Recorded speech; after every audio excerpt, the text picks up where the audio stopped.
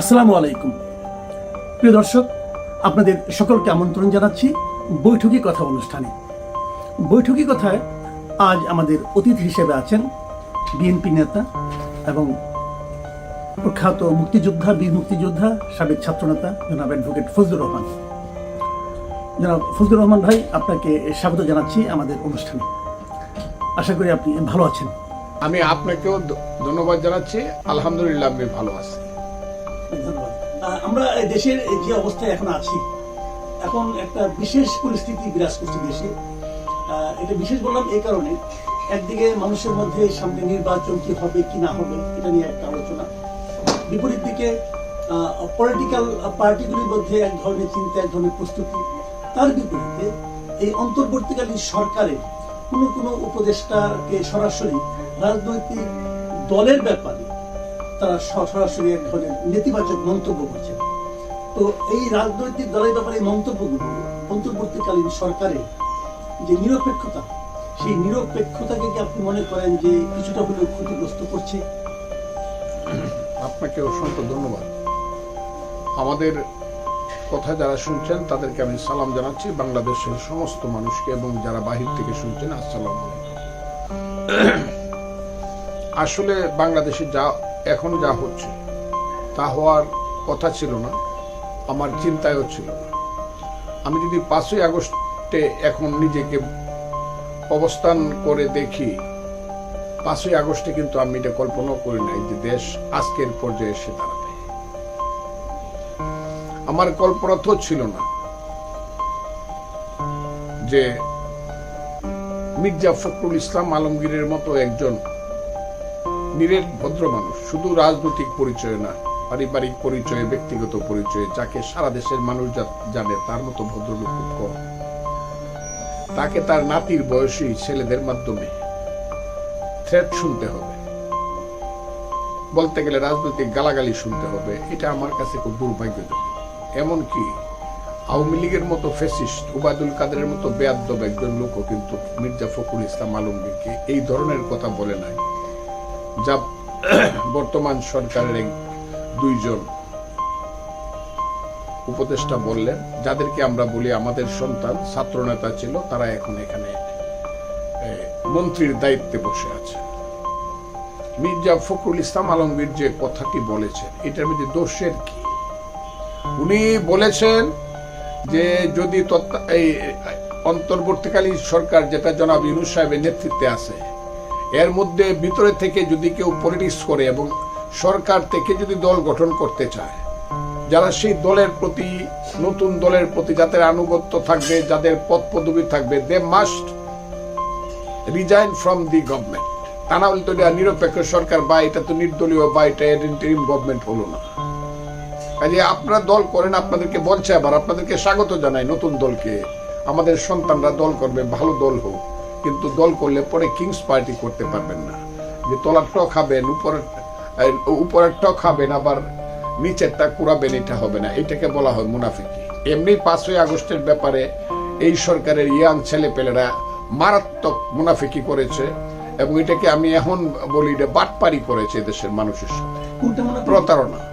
5ই আগস্টে তারা যে কথা বললে মানুষকে তাদের সঙ্গে নিছে, মানুষ হাজারে হাজারে জীবন দিয়েছে, আহত হয়েছে, ছাত্র জনতা যে কারণে গেছে, যে কথার উপরে। আর এখন তারা যে কথা বলছে, যে আন্দোলনের প্রেক্ষাপটে তারা যা করতে চায়, যেমন তারা বলতেছে ইসলামিক ছাত্র শিবির ছিল ওই আন্দোলনের ব্যানগার্ড, যেমন তারা এখন বলতেছে যে বাংলাদেশের সংবিধান বা উত্তরসনে যেটা হলো এটা আমরা কবরে দেয়া দিব, যেমন তারা বাংলাদেশের সমস্ত, আগে বলছে শেখ মুজিবকে অপ্রাসঙ্গিক করে ফেলবো, এখন আবার নতুন করে বলতেছে জিয়াকেও আমরা রাখবো না, জিয়াবাদও আমরা চাই না। এই কথাগুলো যদি তারা আগে বলতো, তাহলে দেখা যেত কত মানুষ সে আন্দোলনে যায় এবং যাইতো কিনা। আমি যদি যাইতাম, আমি যে রিস্ক নিয়ে কাজ করেছি, আপনি যে রিস্ক নিয়ে কাজ করেছেন, আমরা তখন ভাবতাম কাজটা আমরা করবো কিনা, আর গেলে এখন তাদের সাথেই থাকতাম।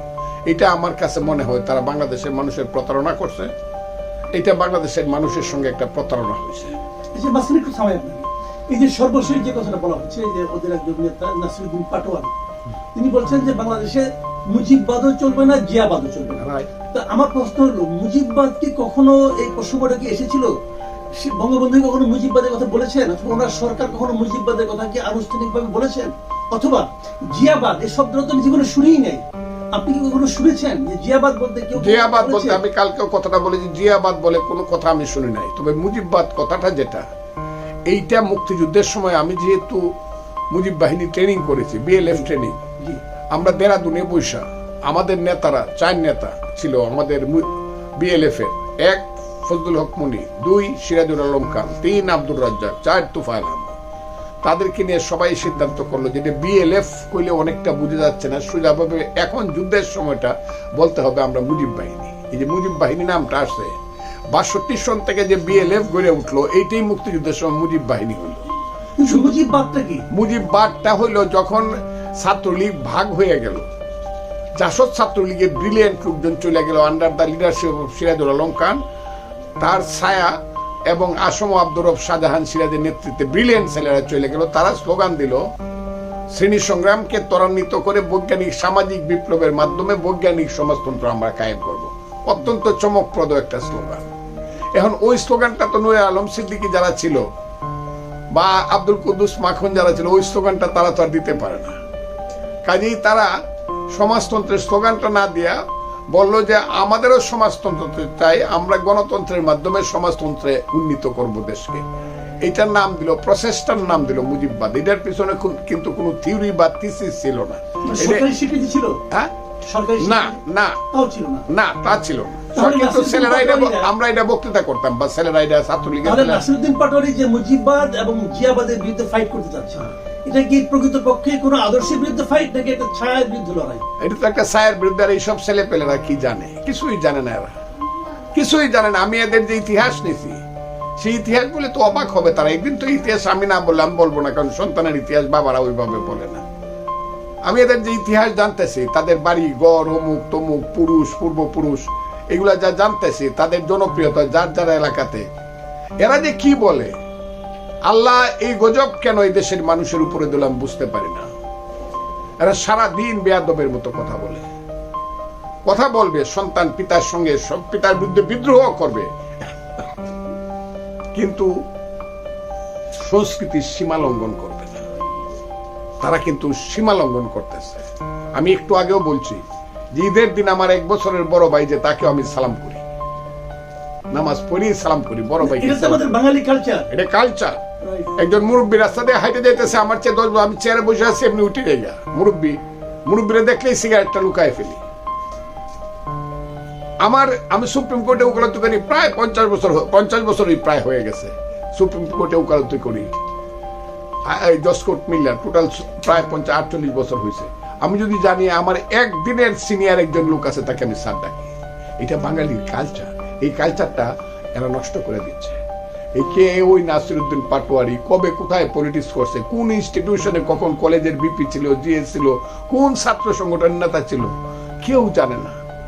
এরা একটা, আমি মনে করব এরা একটা, ওই যে জাতিসংঘে বলছে মিটিকুলাস কি না ইংরেজিটা বলছে জনাব, এইগুলা আমার মনে হয় কেন জানি যে এরা একটা সময়ে একটা জায়গা থেকে সৃষ্টি হয়েছে, এদের পিছনে কোনো কালো শক্তি আছে এবং তাদের উৎপত্তি স্থল হলো একটা জায়গা বাংলাদেশে। এরা এখন বিভিন্ন নামে ডালপালা মেলছে, কিন্তু উৎপত্তি স্থল হলো একটা জায়গা। যে কারণে তারা, আমি আগের থেকে জানি, এখনো আমি দেশে বিদেশে অনেকের সঙ্গে আমি আলাপ করছি, সবাই বলে এটা আগের থেকে এরা বেয়াদব। এই দলের ছেলেরা সব বেয়াদবের মতো কথা বলে এবং মিথ্যা কথা বলে 100%। মানুষকে হেয় প্রতিপন্ন করার জন্য, অপমান করার জন্য প্রয়োজনে যে কোনো ধরনের মিথ্যা কথা বলবে, কিন্তু মুখে থাকবে ইসলাম এবং ধর্ম।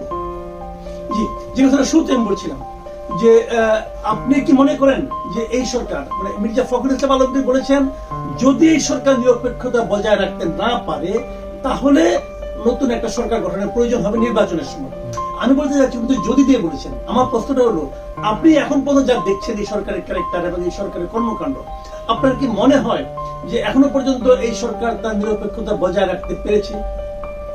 আজকে একটা মিটিং হয়েছে, মিটিং এর পরিধিটা মৌলানা আজহারির মতো তো 15 লক্ষ লোকের না, মনে করেন 1500 লোকের বা 1000 লোকের, কিন্তু সব মুক্তিযোদ্ধা।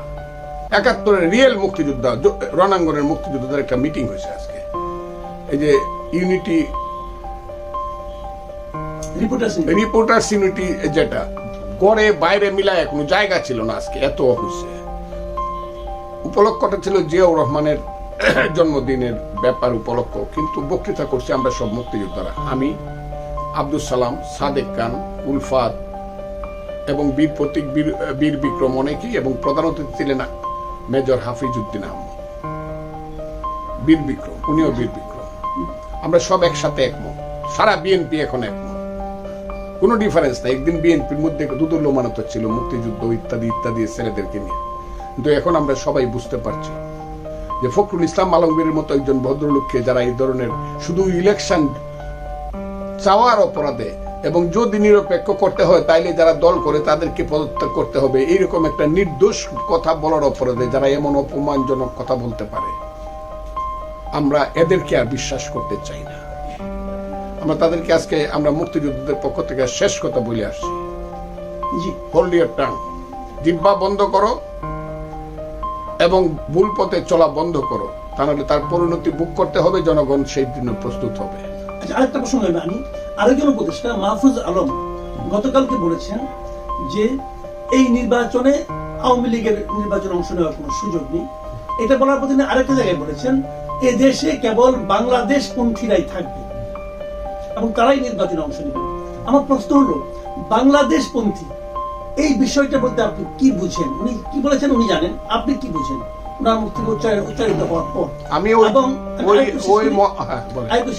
প্রশ্নের একটা সাপ্লিমেন্ট হলো, উনি যাদেরকে বাংলাদেশ পন্থী বুঝিয়েছেন, কিন্তু তার চেয়ে বড় প্রশ্ন হলো কারা বাংলাদেশ পন্থী নয় বলে আপনি মনে করেন?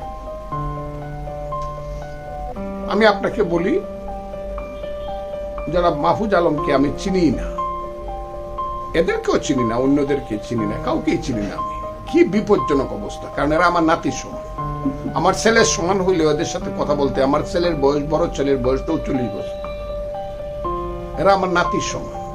এবং এই ছেলেটি সম্পর্কে যখন ইউনূস সাহেব জাতিসংঘে পরিচয় করায় দিছে, সে হইল মাস্টার মাইন্ড। আমার কাছে মনে হইছে বাংলাদেশ এত ছোট, ওর মতো একটা ছেলে, চাল নাই চুলা নাই, আমি এটা দারিদ্রের দিক থেকে বলতেছি না, কিছুই নাই, যার কোনো ইতিহাস নাই, ভূগোল নাই, অতীত নাই, বর্তমান নাই, এরকম একটা ছেলেকে মাস্টার মান বানায়া, ওই যে বললাম সেই কালো শক্তি বাংলাদেশিরা যদি থাকে, তো উনি তো থাকতে পারবে না। উনি যেভাবে কথা বলে, উনি তো আফগান পন্থী, উনি তো তালেবান পন্থী, উনি তো আইএস পন্থী, আমরা বুঝি তো। তো উনার তো যাওয়া উচিত অন্তত বাংলাদেশ, ইন্ডিয়া পার হয়ে অন্য কোনো দেশে। উনি আবার বাংলাদেশিদেরকে স্থান দিবে কি দিবে না, এটা কিন্তু দেখা যাবে। এত বড় বড় কথা, এটা কিন্তু এই ইতিহাসে একদম কলঙ্কিত করে ফেলছে। কিন্তু উনার যে কর্মকাণ্ড প্রথম দিন থেকে, এটা কিন্তু ইতিহাসকে কলঙ্কিত করে ফেলছে। এটা কিন্তু বাঙালি জাতি মেনে নিবে না। আজকে যত ঘটনাই ঘটুক, ঘটনা প্রেক্ষাপটে আজকে যাই ঘটুক, উনি যা করছে এবং করতে চাইতেছে, এইটা কোনোদিন বাঙালি জাতি কোনোদিন তালেবানের নেতৃত্ব মানবে না। এইটা শুরু হয়েছে। কাজে যে ছেলেটি এই কথাটা বলে, এখানে শুধু বাংলাদেশিরা থাকবে, দেখা যাবে বাংলাদেশেরই তো থাকবে। আপনি বাংলাদেশি কিনা এটা বুঝলেন, মানুষ আপনাকে কিভাবে চিহ্নিত করে আপনি যা করতেছেন, বা আপনারা কিছু লোক যা করতে চাচ্ছেন। অনেক ধন্যবাদ জনাব ফজলুর রহমান। আপনি অনেক সিরিয়াস বিষয় নিয়ে খুব সহজ ভাষায় বললেন। আমি মনে করি আমাদের দর্শকরা এটা উপভোগ করবেন এবং এখান থেকে অনেক চিন্তার খোরাক পাবেন। প্রিয় দর্শক, এখন এই পর্যন্তই। আল্লাহ হাফেজ।